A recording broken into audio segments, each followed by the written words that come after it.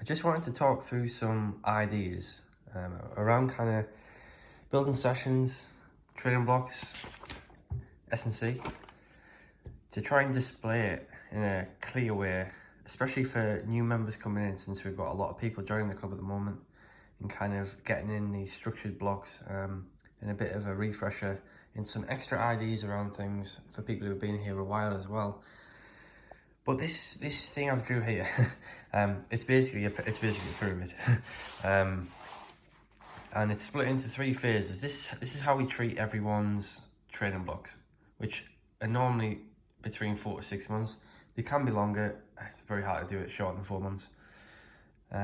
Ideally, 6 months is a good length. So we have these three phases: a base phase, a preparation phase, and a specific phase, and then we have our big goal, which is the A race, like at the end. And we start with the end in mind, always. These phases are kind of like, the base is like 4 to 6 weeks, preparation maybe about 8 weeks, 10 weeks, and then the specific phase maybe 8 to 12 weeks as well, depending on how much time we've got. And as you can see at the top, we've got like speed, so that's like, you know, your 200 meter top end, 100 meter top end, and then endurance is all the way down to a recovery run. It's like shuffling along, and then you've got everything in between. And the direction of this is what it's saying is, let's say this was a 10k race, and this was like kind of the dynamic of the range of paces. You focus more on race pace and more of it in volume as you get closer to race day, and you start at the extremes and then kind of work in. And then I can explain that in the next bit, but that's every block. And the better the base phase is, the higher peak we can get. And you have to follow it in this logical order to then, you know, enable the potential to be able to run really well this A race. I like to get people racing in the start of preparation phase. They might not be A races by this point, but the kind of B races. You might have heard us talk about A, B, and C races. But yeah, we start racing here, and we might have a couple of A races. If it's a marathon, there's only one. But if there's 5k, we maybe have a couple. If it's mile, we maybe have lots. If it's cross country, and especially the way the season is, you need to have a conversation, I guess. Do you want 2 peaks or not? But that's something a bit different. This here is basically a page, is a bit of an example on how I basically build your workouts or sessions. Starting from kind of when you join, and then the interaction. I mean, this looks complicated, and it is complicated, but it's also quite simple as well. And I've put something here that says, don't think in isolation. Don't think in isolation in terms of one session at a time, because as I've drew all these arrows, it kind of all links together. I hear a lot like people say, oh, I went on your Strava and I copied this session the other day because it looks a good session. Even clubs do that, you know, they copy a session what we did a couple of weeks ago. And I think that's great, but it's like, well, what's the purpose, what's the context, and how does that relate, you know? So this, I'm kind of following the same trend as from base to specific here, but on this left side, we've got kind of very basey workouts. So those that have been in base know what you're getting. We've got everything from strides to 10 times 10 second hill sprints, down to 20 mile hilly long runs and easy runs. And then we've got some kind of middle ground stuff in the middle. That's 10 miles at 10k pace plus 40 seconds a mile. And this here is like maybe the last workout you might do 10 to 12 days before. And in this example, I've treated as if it's a 10k runner. So you would have your 10k race here. And this is just a series of like links, we can call them, and progressions of how you get to this workout, which then enables you to do this race in this specific time, you know, to hit this type of goal. And this workout was 5 times 2k, 10k pace, 2-minute jog. It's kind of a peak workout as an example. And then we've got everything that kind of leads in. So how does 10 times 10 second hill sprints enable you to do 5 times 2k, 10k pace better, you know? Well, it increases your potential to run fast, produce force, and increases your top end potential, which then allows you to do 10 200s up those hills a little bit better than you would if you hadn't done this in the first place, which then enables you to do 10 miles at 10k pace for 40 seconds at a much higher effort, or a higher pace, shall we say. And then this is kind of the strength side. So if you don't do 20-mile easy runs, you know, it's hard to do 2-mile reps at like half marathon effort and then work up to that. So then it gives you the strength to be able to hold this pace for this long in 5 times 2K. But then, you know, you can't do like a 5-mile tempo at within 10 seconds of your goal pace if you haven't done long reps like 3 times 2 miles, for example, and 5 times 1 mile. And then when you start your really specific stuff, like 10 times 1K is quite a traditional 10K workout.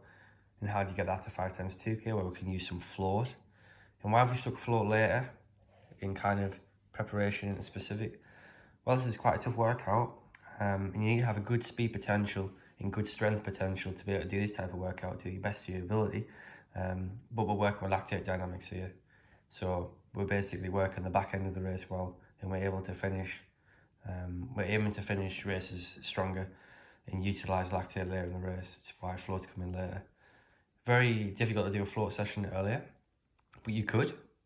And different athletes need different things. I mean, this is just one example, but I would not give this series of progressions to every single athlete because every single athlete is different. Whether you're more slow twitch fibered, more fast twitch fibered, a bit more intermediate, you know, the type of event that you're doing, it changes the whole dynamic of sessions. Like I don't really have like a list of sessions and say, oh, I'm going to do this session. It's just kind of made up as a response to your adaptations in previous work and kind of where you're heading. And if I feel like there's something missing in this kind of continuum and we're heading maybe to the later phase or wherever we are in this block, I'll add something in, which then my brain can then feed into another session, which can then feed into another session, which can then give you the potential to feed into another session. And sometimes you've always got to link back in and connect. It's all about these connections. And you need coaches to look in to be able to tell you that. It's very hard to do it yourself, you know. I'm talking a lot here, but I don't want to make a long video. I just wanted to give you a bit of an oversight. I've basically described S&C here in what I want to focus on. So in base phase, I want to do a lot of endurance and capacity stuff, which means high amount of reps, low amount of weight. Kind of, we're building strength in, but it's not taking up a lot of our time. And we've always got these elements in.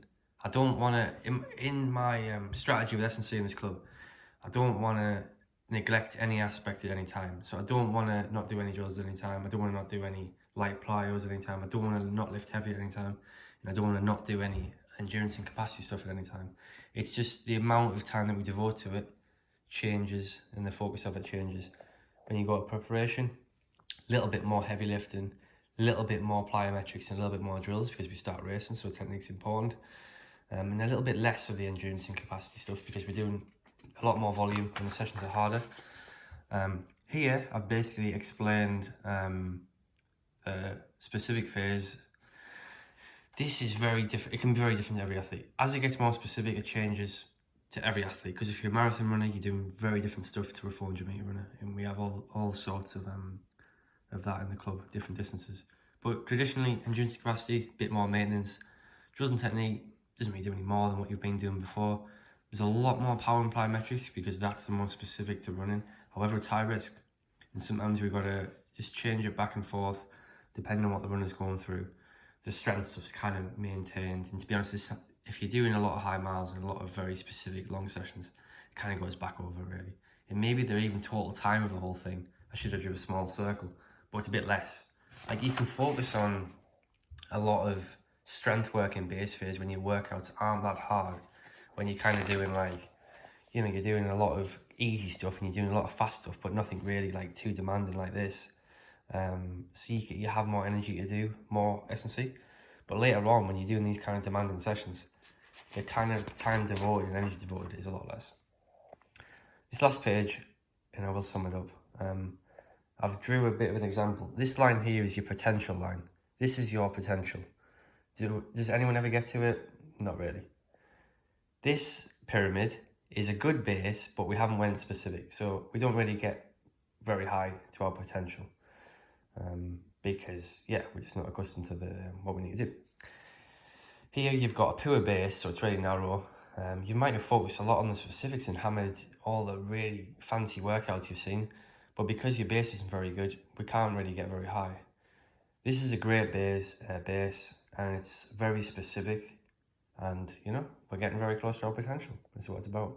I put 12 week blocks lol, because I just see a lot of stuff about short blocks, and they're kind of talking about the specific phase with no no appreciation of what goes into it before that.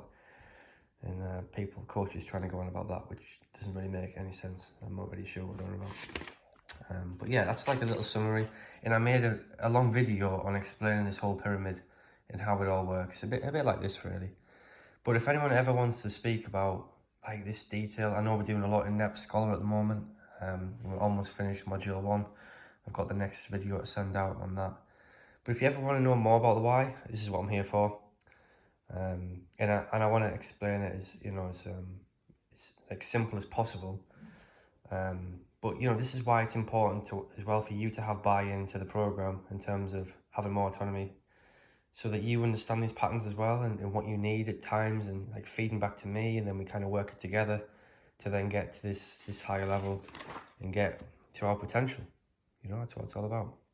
But if anyone needs any extra information or have any questions on this, do feel free to message me. And we keep learning and we keep growing.